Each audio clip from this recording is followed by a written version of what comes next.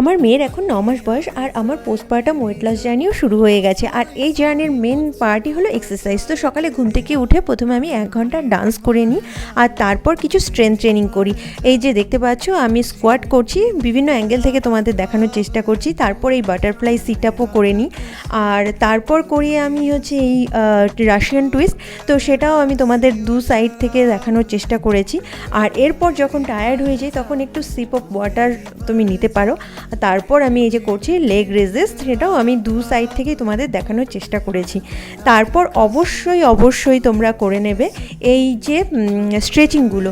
তো আমি এখানে কয়েকটা স্ট্রেচিং তোমাদেরকে দেখালাম। তো আমি এই যে স্ট্রেংথ ট্রেনিংগুলো তোমাদের দেখাচ্ছি এটাই আমি শুধু করি না, আমি এ বাদে এছাড়া আরও অনেক ধরনের স্ট্রেংথ ট্রেনিং করি। আর সবথেকে বড় কথা আমি বলতে চাই যে আমার ওয়েট ছিল 85 কেজি, তার থেকে আমি 78 কেজিতে নিয়ে আসতে পেরেছি।